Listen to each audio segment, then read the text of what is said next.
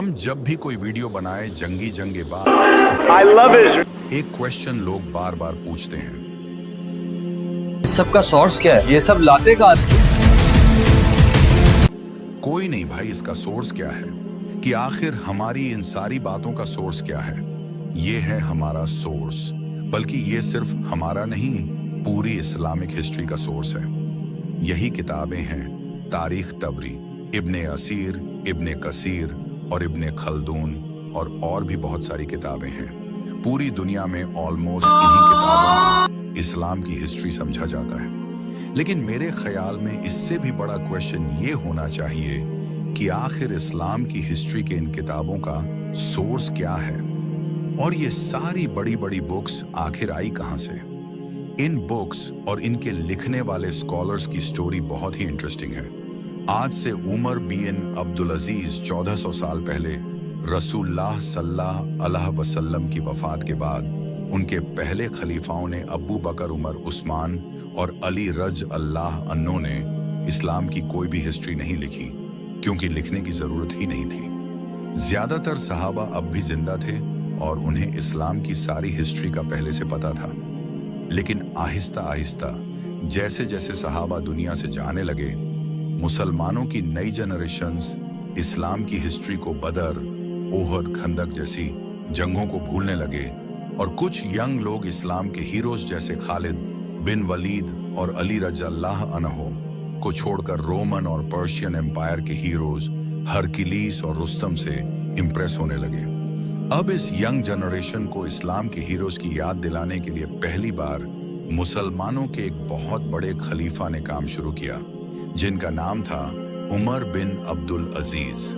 उमर बिन अब्दुल अजीज ने खलीफा बनते ही उस जमाने के एक बहुत बड़े स्कॉलर इब्ने शहाब जोहरी को अपने पास बुलाया और उन्हें हुक्म दिया कि मेरी इस खिलाफत में मुसलमानों को रसूलुल्लाह सल्लल्लाहु अलैहि वसल्लम की जिंदगी के बारे में हर जगह जाकर लेक्चर्स दो।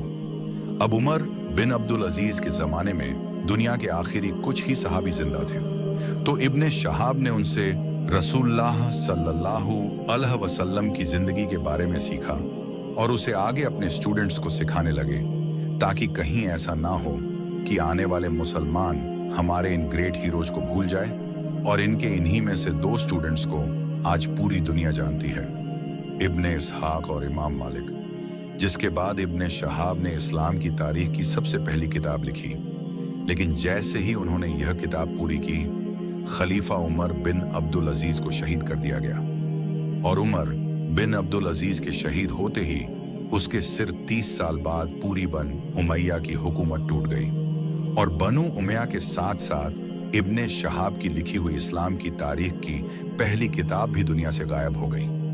अब खलीफा मंसूर बनु उमैया की खिलाफत तो दुनिया से खत्म हो गई, लेकिन उसके बाद दुनिया में एक नई खिलाफत शुरू हुई, अब्बासी खिलाफत। संगीत अब्बासी खिलाफत में भी बनु उमैया की तरह बहुत सारी खराबियां थीं, लेकिन उनमें एक बात ऐसी थी जिसे कोई भी डिनाई नहीं कर सकता।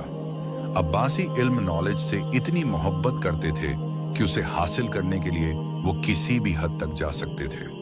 यहां तक कि एक अब्बासी बादशाह ने रोमन एम्पायर से एक बहुत बड़ी जंग सिर्फ अफलातून की एक किताब के बदले में खत्म कर दी थी। अब्बासी खिलाफत के बादशाह मंसूर ने बनो उमैया के कैपिटल को खत्म करके दुनिया में मुसलमानों का एक नया कैपिटल बनाया, बगदाद, और उसके अंदर उसने दुनिया की सबसे बड़ी लाइब्रेरी बनाई, जिसे आगे जाकर बैतुल हिकमा, हाउस ऑफ विजडम का नाम मिला। यह लाइब्रेरी बनाते ही अब्बासी बादशाह मंसूर ने उसी इब्ने शहाबा जोहरी के स्टूडेंट इब्ने इसहाक को अपने पास बुलाया और उसे हुक्म दिया कि जाओ और इस्लाम की हिस्ट्री पर दोबारा एक किताब लिखो। लेकिन कोई ऐसी वैसी किताब नहीं, आदम अलैहि सलाम से लेकर मुंह तक उसमें पूरी दुनिया की हिस्ट्री होनी चाहिए। इब्ने इसहाक ने बिल्कुल ऐसा ही किया और मंसूर के ऑर्डर्स पर मुसलमानों की पहली कंप्लीट तारीख लिखी। ये हदीस की किताब नहीं, बल्कि एक हिस्ट्री की किताब थी। लेकिन आज इब्ने इसहाक की ये इंपॉर्टेंट बुक भी दुनिया से गायब हो चुकी है। लेकिन अब क्वेश्चन ये है कि आखिर पेपर टेक्नोलॉजी क्यों ये सारी किताबें दुनिया से गायब हो रही थी? क्योंकि अब तक मुसलमानों को पेपर की टेक्नोलॉजी का पता नहीं था और ये सारी किताबें पुराने जमाने के एक बहुत ही महंगे मटेरियल पपास पर लिखी जाती थी, जिसे मुसलमान इन छोटे छोटे पत्तों को मिलाकर बनाते थे, जो पेपर के मुकाबले में एक बहुत ही मुश्किल काम था। पेपर की टेक्नोलॉजी उस जमाने में दुनिया के सिर्फ एक ही मुल्क में थी, मुसलमानों की खिलाफत से बहुत दूर चाइना। संगीत और पेपर की इस टेक्नोलॉजी को चाइना के बादशाहों ने पूरी दुनिया से छुपा कर रखा था, लेकिन बहुत जल्द ये सब बदलने वाला था, क्योंकि अब्बासी खिलाफत के आते ही कुछ ही अरसे बाद मुसलमानों और चाइनीज एम्पायर की सबसे बड़ी जंग, जिसमें मुसलमानों की फौज ने आसानी से पूरी चाइनीज फौज को क्रश कर दिया।